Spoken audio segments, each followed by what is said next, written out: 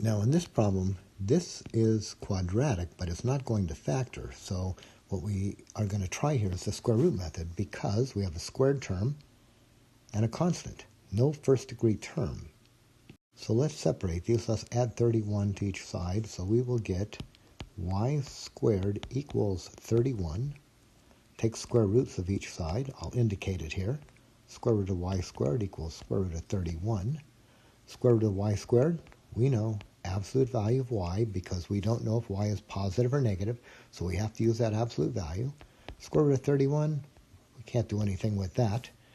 And now when we remove the absolute values, this is where we get the plus or minus.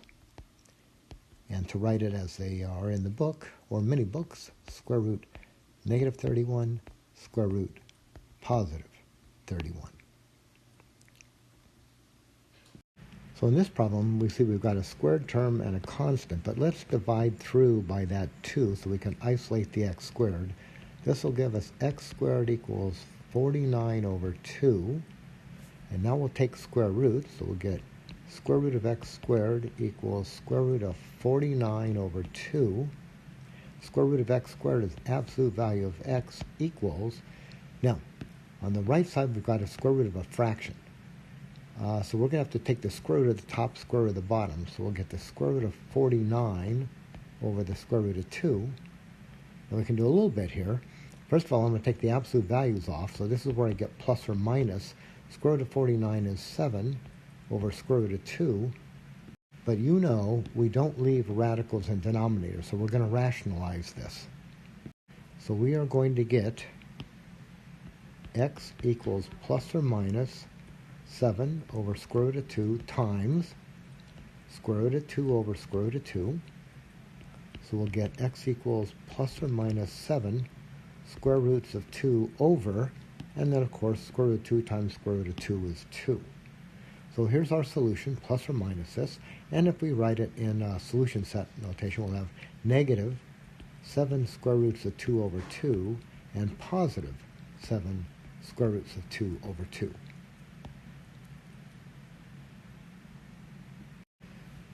So in number 31, let's first of all subtract this 7, and we'll divide by 2 to isolate that t squared.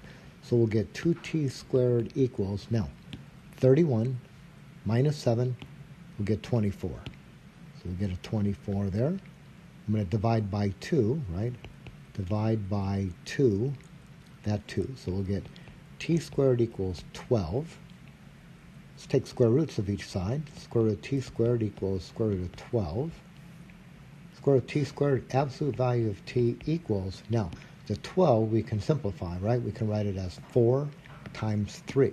So this will be square root of 4 times 3. I'm going to take the absolute value off here. So this is when I get plus or minus.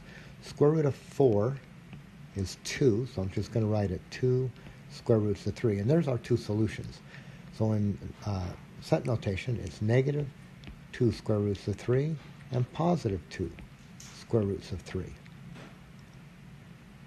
So we're going to encounter problems like 35 in the not too distant future. So what we're going to do is notice that you have something squared equaling 81. So let's square root each side, take square roots. This will give us square root of quantity x minus 6 squared equals square root of 81.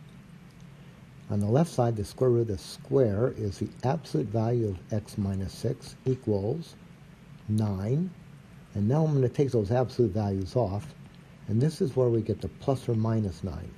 So really what we're looking at here is this. X minus 6 equals negative 9, positive 9.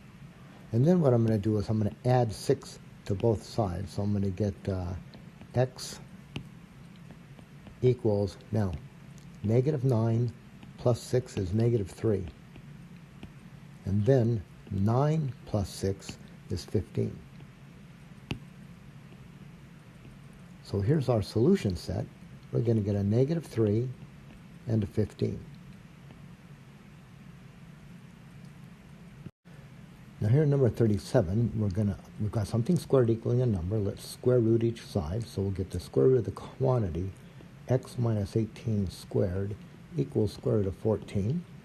On the left side, we'll get the absolute value of x minus 18 equals, now that 14, I don't think we can break that down, can we?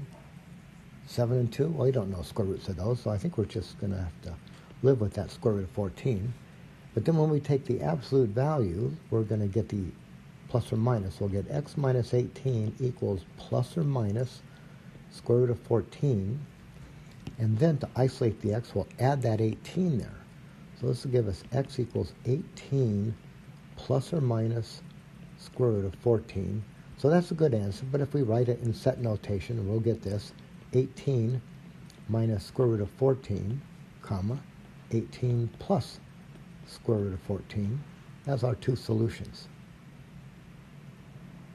And in number 39, again, we have a quantity squared, x minus 11 equaling 20. Let's square root each side, so we'll get x minus 11 squared equals square root of 20. On the left side, the square root of the square gives us the absolute value of x minus 11 equals, now I'm just going to go ahead and do this. Square root of 20, 4 times 5. Square root of 4 is 2. Square roots of 5. Remove the absolute values, x minus 11. This is where we get plus or minus. And now I'm just going to add 11 here. I'll do it over here. X equals 11 plus or minus 2 square roots of 5. And again, there's our solutions, our two solutions. But if we write it in set notation, we're looking at 11 minus 2 square roots of 5 and 11 plus 2 square roots of 5.